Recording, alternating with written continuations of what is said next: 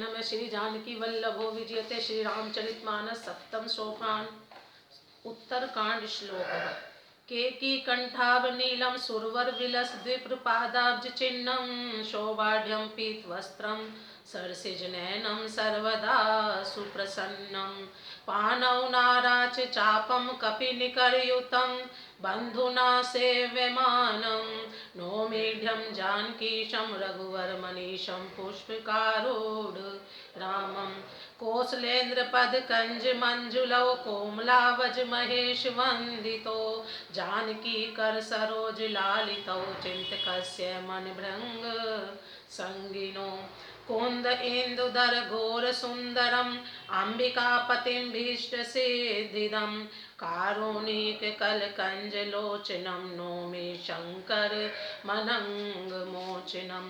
रहा एक दिन अवधि कर अति आरत पुरलोक जह तै सोचै नारी नर कृष्ण तन राम वियोग सगुन होई सुंदर सकल मन प्रसन्न सबके प्रभु आगमन जवान जनाव सुन जनु नगर राम चहु फेर कौसल्यादि मात सब मन आनंद अस होई आयौ प्रभु श्री अनुज सुत कहन चहत अब कोई भरत नयन भुज दक्षिण फरकत बारहि बार जानि सगुन मन हरस अति लागे करन विचार।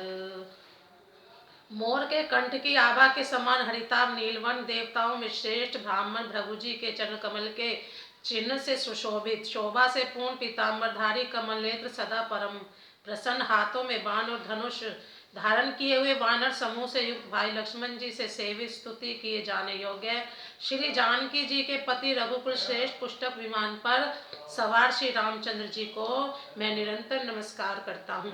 कौशलपुरी के स्वामी श्री रामचंद्र जी के सुंदर और कोमल दोनों चरण कमल ब्रह्मा जी और शिव जी के द्वारा वंदित है। श्री जानकी जी के कर कमलों में से दुलराए हुए हैं और चिंतन करने वाले के मन रूपी भोरे के नित्य संगी अर्थात चिंतन करने वालों का मन रूपी भ्रमर सदा उन चरण कमलों में बसा रहता है। कुंद के फूल चंद्रमा और शंख के समान सुंदर गोरवन जगत जननी श्री पार्वती जी के पति वांछित फल देने वाले दुखियों पर सदा दया करने वाले सुंदर कमल के समान नेत्र वाले कामदेव से छुड़ाने वाले कल्याणकारी श्री शंकर जी को मैं नमस्कार करता हूँ। श्री राम जी के लौटने की अवधि का एक ही दिन बाकी रह गया, अतएव नगर के लोग बहुत आतुर अधीर हो रहे हैं। राम के वियोग में दुबले हुए स्त्री पुरुष जहाँ तहाँ सोच विचार कर रहे हैं कि क्या बात है, श्री राम जी क्यों नहीं आए।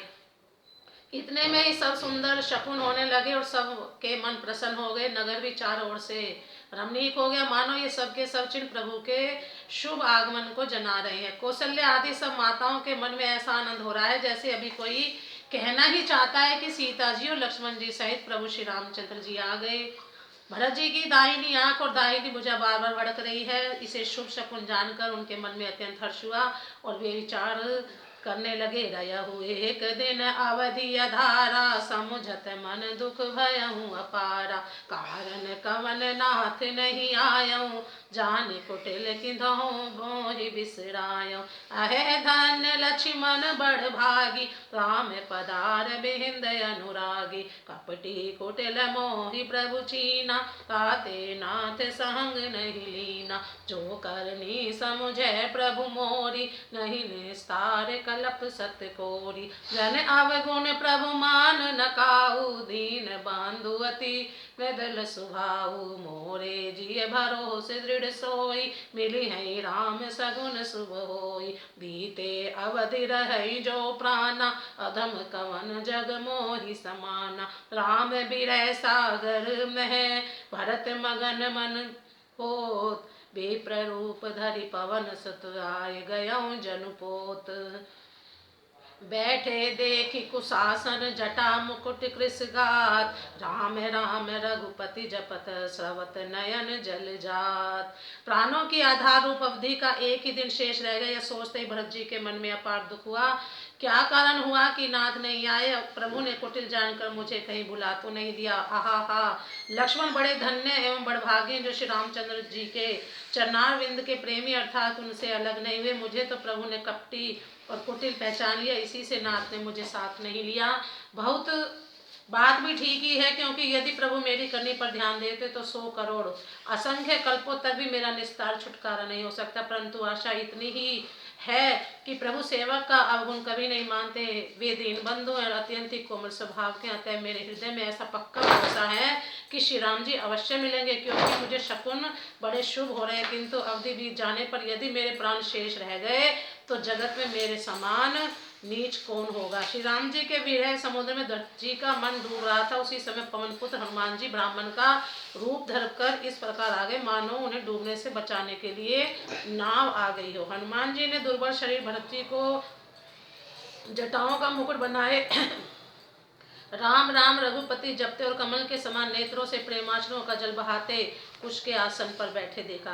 देखत हनुमान अति हर्षेउ पुलक गात लोचन जल बरसेउ। मन में बहुत भांति सुख मानी बोले सवन सुधा समबानी।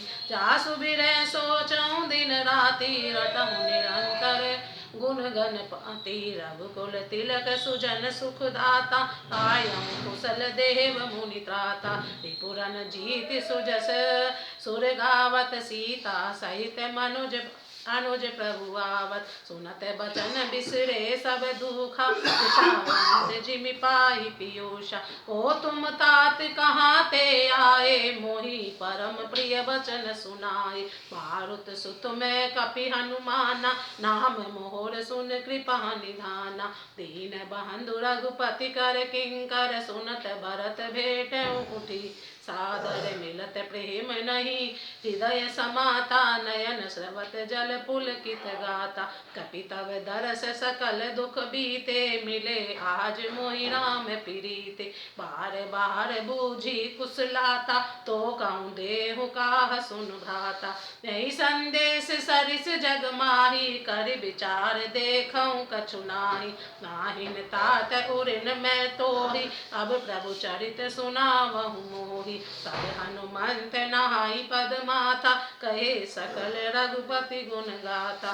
कहूँ कपि कबहु कृपाल गोसाई सुमरहि मोहि दास की नाई। निज दास जो रघुवंश भूषण कबहु मम सुमिरन करो सुनि भरत बचन विनीत अति कपि पुलक तन चरनिन परो।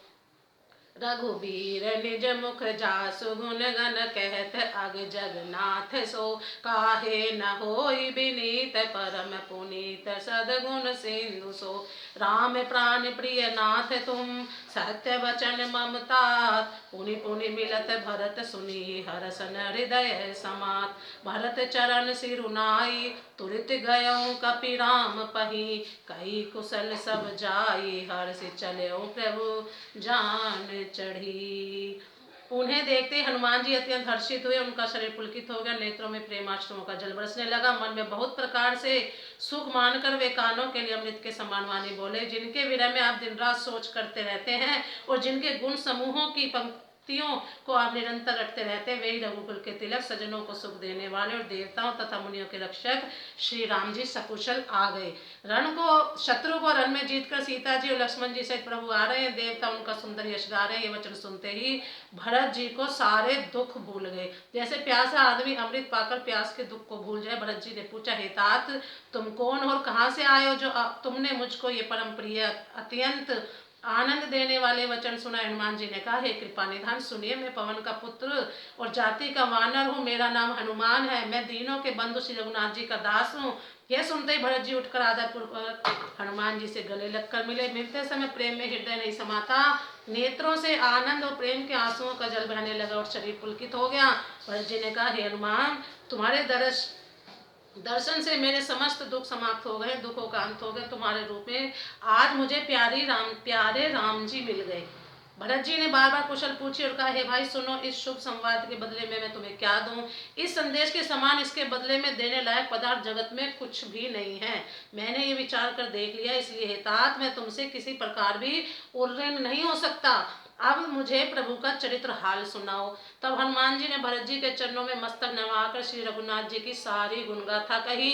भरत जी ने पूछा, हे हनुमान, कहो कृपालो श्री रामचंद्र जी कभी मुझे अपने दास की तरह याद भी करते हैं? रघुवंश के भूषण श्री राम जी क्या कभी अपने दास की भांति मेरा स्मरण करते रहे हैं? भरत जी के अत्यंत नम्र वचन सुनकर हनुमान जी पुलकित शरीर होकर उनके चरणों पर गिर पड़े और मन में विचारने लगे कि जो चराचर के स्वामी है वे रघुवीर अपने श्रीमुख से जिनके गुण समूहों का वर्णन करते हुए भरत जी ऐसे विनम्र, परम पवित्र और सद्गुणों के समुद्र क्यों ना हो। हनुमान जी ने कहा, हे नाथ, आप श्री राम जी को प्राणों के प्राण समान प्रिय हैं।